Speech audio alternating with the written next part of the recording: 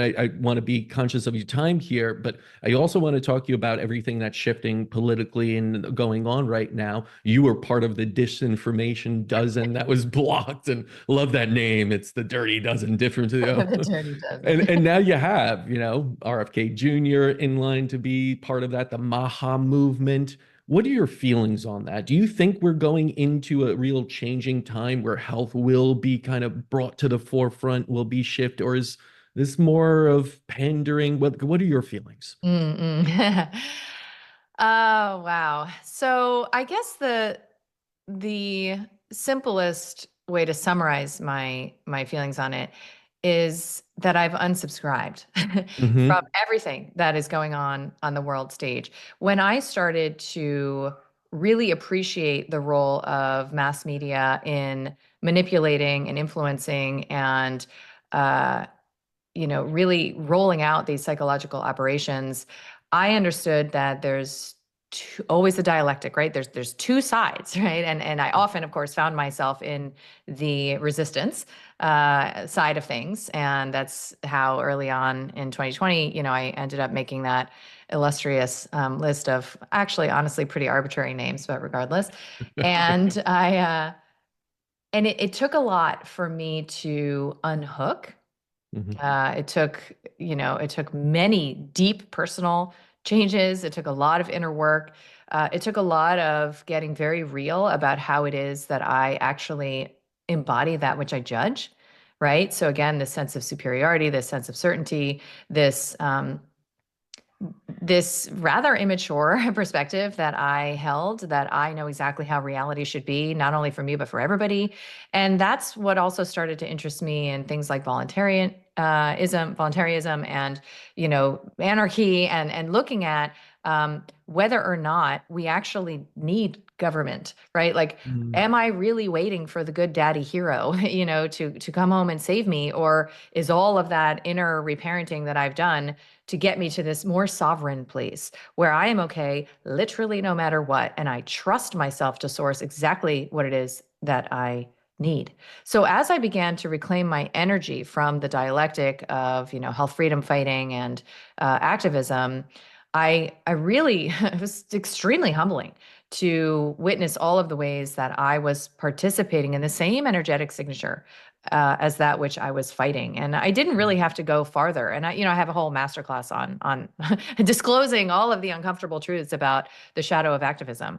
But I Mm. really didn't have to go farther than my daughter telling me one day, "Mama, you're so afraid of so many things." Oh, wow. And here I am thinking I'm like freaking like Joan of Arc, like, I'm like, what? But from her perspective, it's like the EMFs and the GMOs and the pesticides and the True. gulags we're going to be thrown into and forcibly injected. Like that whole it's energetic, right? So the place that I was in was my body is fragile. There's bad things out there, and I need to fight them into submission. I need to even punish, right? So that kind of activism actually has a lot of villainy. Yeah. In many points in my activism career, I was out for blood. I wasn't going to be happy until, the industry was crippled, and people were, out of work forever, kind of a thing in my efforts to expose the truth about pharma. And I'm not suggesting that there isn't a role for activism. I'm not suggesting anybody should look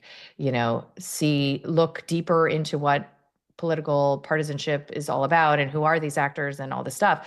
I'm not suggesting any of it. I don't really, it's not my business what anybody else is up to. I just know for me, I got to the place where that aligning with these concepts of heroes out there, right, was keeping me infantilized. It was keeping me in a more immature, childlike state. So I'm completely apolitical. I do not vote. I haven't for some time.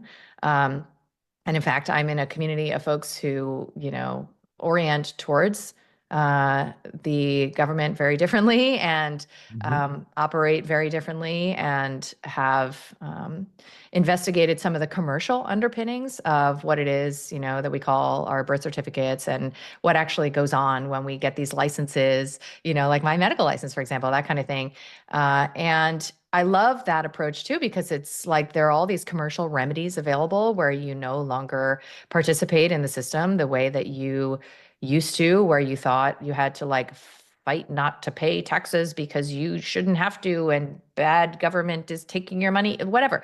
Like for me, I was kept in a petulant, rebellious energy that was not serving my maturation as a woman. So unsubscribing entirely has really liberated me to focus on what's actually in front of me. Okay. Mhm. Making sure that my actual relationships, my actual choices are of the highest integrity possible. And trust me, that is a full-time job. Okay. Like Yeah. for me to distract myself with whatever is going on with the anonymous victim out there. And again, I did this for over a decade. Whatever is going on in the mass media, for me to distract myself with that would, at my stage, be an avoidance tactic, Mm. so that I didn't have to look at the uncomfortable conversation, to have with my daughter, or the leap of faith I have to make in my business, or whatever it is that refines me as an emotional adult and offers me more mastery over the domain of my responsibility, which is myself. Period. That's right.